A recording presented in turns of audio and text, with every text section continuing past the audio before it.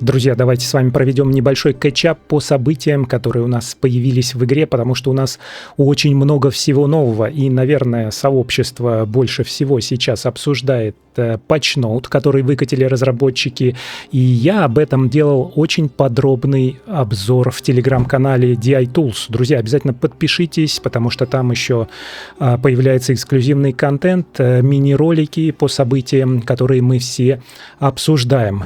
И в этом патчноуте разработчики продолжили дразнить нас тем, что появится 17 декабря.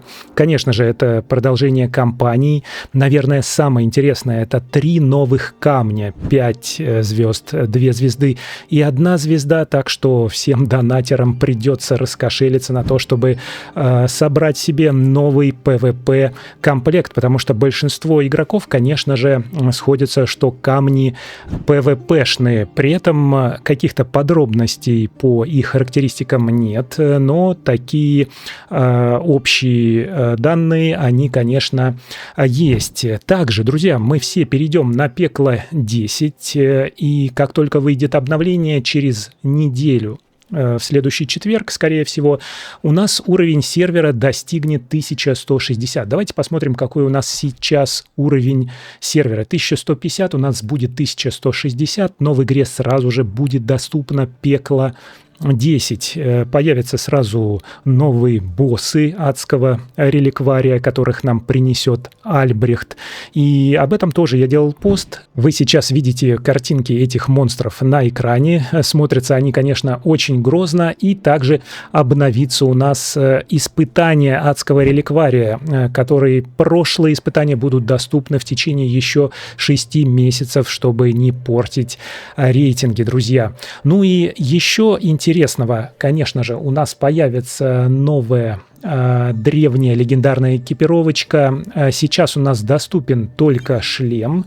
Давайте мы с вами подойдем к Чарси и посмотрим, как это выглядит сейчас. Прямо сейчас мы можем за древние артефакты, которые мы собираем, просто выполняя задание в игре, собрать шлем. И теперь с выходом обновления 17 декабря мы сможем еще собирать chest piece или нагрудный доспех. И разработчики полностью меняют механику работы с древними предметами. Все древние предметы с Пекла 7 до Пекла 9, они будут удалены из игры. Мы не сможем больше создать этих древних легендарных предметов, а весь вот этот вот древние артефакты и все вот эти вот артефакты с разных уровней сложности, они теперь могут быть переработаны только в древний утиль, который нам потребуется для того, чтобы зачаровывать магические характеристики на шлемах и на нагрудном доспехе. Но что интересно, друзья, что этот нагрудный доспех можно будет скрафтить с одним классовым свойством на выбор. Если мы его крафтим именно у Чарси, а не находим где-то в открытом мире, друзья, и такое случается, что мы можем найти древний предмет в открытом мире, но у меня такого ни разу не было. Напишите в комментариях, если у вас было. В общем, еще много интересного вы найдете в телеграм-канале DI Tools. Обязательно подпишитесь, там все подробно мы обсуждаем, все новости гораздо раньше, чем мы делаем, друзья, ролики. И давайте с вами пройдемся по событиям, которые у нас сегодня появились в игре, а вчера еще были недоступны. Но, наверное, самое главное, если вы залогинились, у вас есть такие вкладочки с событиями, которые находятся в игре. И, наверное, самое главное, это, конечно же, проклятие выжившего у нас стартовало в игре. И, друзья, оно продлится до 17 декабря. И это одно из моих самых любимых событий, потому что, не знаю, я его жду, наверное, больше, чем зеркальные самоцветы. Здесь такой Tower Defense режим, на нас нападают огромное количество монстров, и можно за каточку убить 2-3 тысячи уже на бесконечном режиме. Друзья, выделите время для того, чтобы поиграть в это замечательное событие, и пишите в комментариях, нравится оно вам или нет. А если вы еще не играли, то обязательно попробуйте. Давайте посмотрим, какие еще у нас события появились в игре. И начнем мы, наверное, с самого верха: возрождение Вселенной. У нас завершается 16 декабря. И, друзья, если у вас и есть камни, которые нужно улучшить с 3 до 4 звезд, то осталось буквально 5 дней для того, чтобы это сделать. Но если вы не успеете, ничего страшного, потому что все талисманы портала, которые вы получаете, когда тратите свои легендарные глифы в древнем портале, можно будет обменять, вернее, они автоматически обменяются на платину после завершения этого события, друзья. И обратите внимание, что когда я бежал в свои зеркальные самоцветы, мне удалось набрать 1300 очков. Я за это получил 2 талисмана, я уже получу 10 тысяч платины. Но мне осталось буквально 100 очков для того, чтобы получить еще один талисманчик. Правда, мне здесь надо будет потратить 5 или 6 глифов, чтобы дойти до суда. И я даже не знаю, стоит это делать или нет, потому что я не качаю никакой из этих камней, они у меня уже все на 4 уровне. А давайте быстренько посмотрим, сколько у меня легендарных глифов. А у меня как раз 10, я смогу пробежать и действительно получить еще 5000 платины, ну и надеяться на хороший дроп.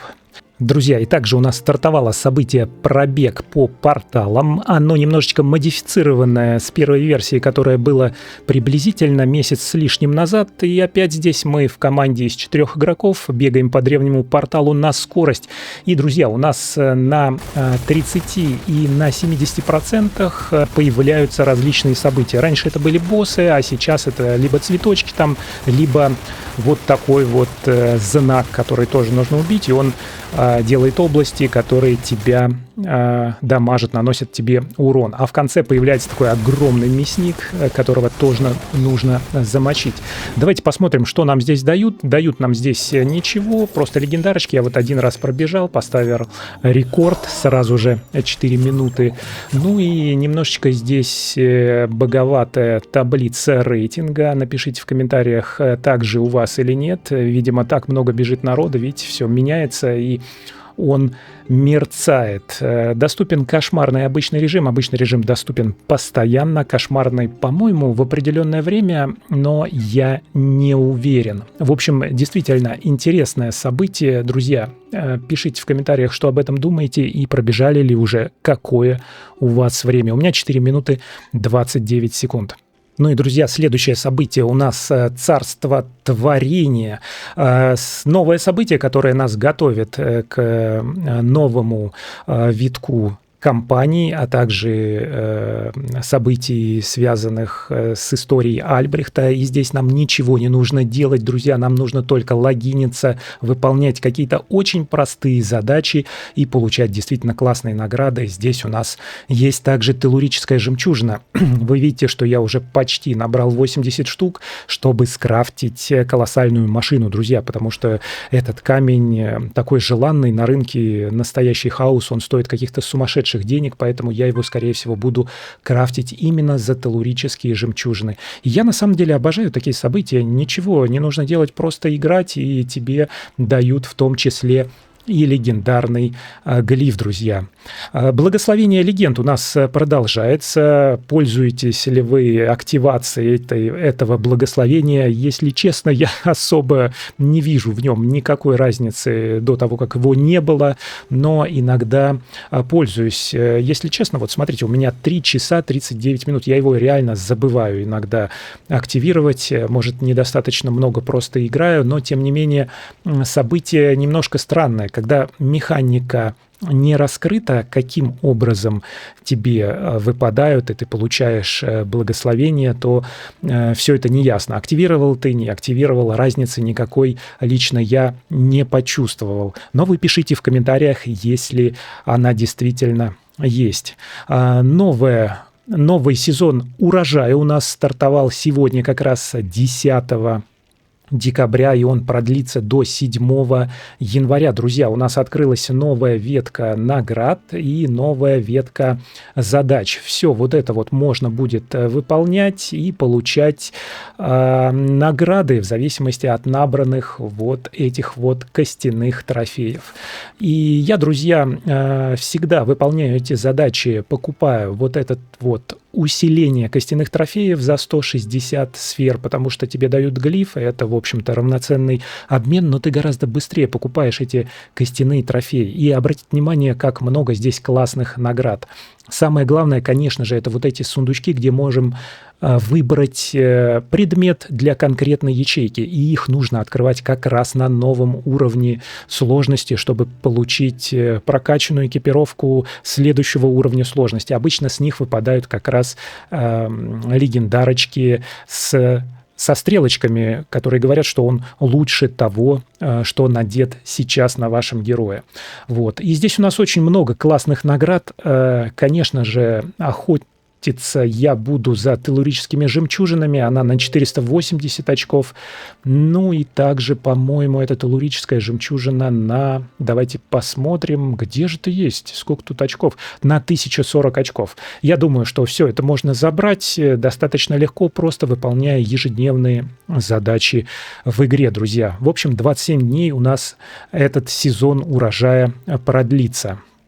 Также у нас битва спасателей уже завершилась, друзья, и само событие это продлится до 15 декабря. Если вы не забрали эти награды, но они забираются буквально там в первую неделю события. Это событие у нас такой предвестник коллабы с WoW, и с 17 декабря в обновлении разработчики нас подразнили, что появятся скины Сильваны, Короля Лича, скорее всего в виде фантомной рулетки. Я уже делал посты в телеграм-канале об этом, делал отдельный ролик о дразнилке разработчиков, где были представлены вот эти скины, которые вы видите на экране. Пишите в комментариях, что вы думаете. Но, кстати, друзья, мой YouTube-канал уже перевалил за 1000 подписчиков, а в какой-то момент я обещал, что как только будет 1000 подписчиков, я для видеоролика прокручу эту фантомную рулетку со скинами. Но как только я перевалил за 1000 подписчиков, я сразу сделал опрос у себя в телеграм-канале, где спросил, на что же лучше потратить средства, которые мне придется потратить на эту фантомную рулетку. И большинство пока считают, что я должен ее крутить. Пишите в комментариях, что вы думаете. Ну, конечно же, я ее прокручу, раз и обещал, поэтому посмотрим, на какой попытке мне выпадет топовый скин.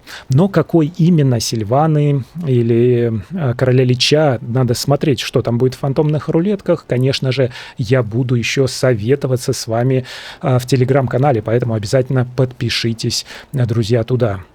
Благословенный охотник. Следующее событие, которое у нас длится до сих пор, оно было продлено до 17 декабря, как раз до обновления, которое у нас большое появится в игре. И, друзья, очень интересно, что буквально сегодня я делал пост в телеграм-канале, где сообщество недовольно благословениями из благословенного охотника. Друзья, они недовольны тем, что когда тебе падает вот эта зеленочка в подземельях, и она прокает с 3 рубинчиками, то есть она получает 3 благословения. По идее, ты должен в инвентаре у себя найти просто прокачанную легендарочку 2765. Но по факту, друзья, там оказывается полный булщит с рейтингом там вообще ниже 2700 и с какими-то ужасными характеристиками.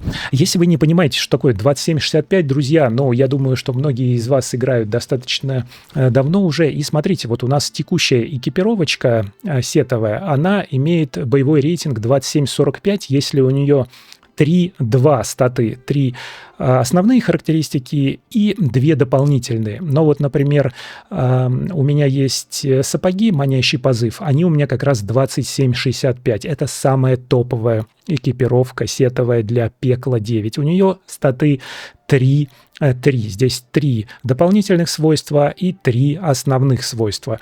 Вот за этой экипировочкой, конечно, все очень сильно охотятся. Ну, хотя бы 2745. Но, тем не менее, в моем инвентаре вы видите, что в моих билдах еще очень много 2705.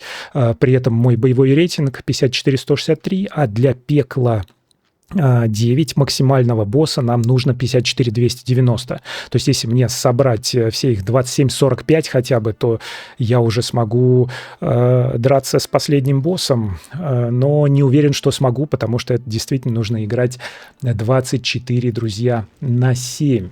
Давайте быстренько посмотрим, что у нас дальше. В общем, благословенный охотник вызывает больше вопросов, чем удовольствия от игры. Ну и здесь у нас продолжается призрачная галерея. Я, друзья, не крутил ее, потому что у меня еще не было 1000 подписчиков, и тут не дают никакие скины, а я обещал именно прокрутить скин. Делал подробный обзор этой рулетки, что самым выгодным является именно 5 попыток. Это примерно в пересчете то, сколько вы получите за потраченные средства ресурсов. Но я вот не крутил ее, это чистый такой донатный вариант события для того, чтобы вытягивать деньги, ну, добавить немножечко интерактивности. Получить сразу же топовый сундук с вероятностью 0,02% здесь практически, друзьья, невозможно. Ну и, конечно, завершилась межрегиональная схватка миров. Теперь мы можем увидеть, друзья, победителей. Если вы знаете кого-то из этих вот персонажей, то обязательно пишите в комментариях. И, друзья, с этим событием связано очень много недовольства игроков, и я недавно публиковал в телеграм-канале пост. Блогер Лауни сделал разбор. Он является партнером Blizzard, блогером-партнером, и он сделал разбор, что эти игроки из схватки миров, они перекупают аккаунты, и, в общем, там сумасшедшие деньги на это тратятся, на что разработчики закрывают глаза, друзья. Очень интересный разбор этого ролика. Посмотрите обязательно в телеграм-канале у меня пост, либо сам ролик, ссылочку на него я оставлю в описании. Кстати, пишите в комментариях, что вы думаете по поводу покупки аккаунтов с резонансом больше 10 тысяч. Ну и, друзья, последнее событие – огонь перед мраком. Началось у нас новое событие еще 6 декабря. Продлится оно еще 3 дня. И здесь у нас все награды я уже забрал. Можно вот получить еще немножечко барахлишка. В общем, это все, друзья, по событиям текущим в игре. У нас напряженная неделя, потому что неделя перед обновлением. И давайте мы все начнем фармить вот эти сундучки, которые будем активно открывать перед Новым годом, друзья. Обязательно подпишитесь на мой телеграм-канал, где новости выходят гораздо чаще и быстрее, чем ролики. Ну, а также пишите в комментариях, что вы ждете от обновления, как вам патчноут, и разработчики обещали 15 декабря выкатить более детальную информацию по обновлению. Это будет такой детализированный патчноут, где мы, скорее всего, узнаем подробности о камнях. Но если будут какие-то спекуляции, предположения или информация из китайского патчноута просачиваться о новых камнях, которые появятся 17 декабря, то я обязательно сделаю об этом ролик и сделаю пост в телеграм-канале. Друзья, спасибо, что досмотрели до конца, и увидимся с вами в следующем ролике.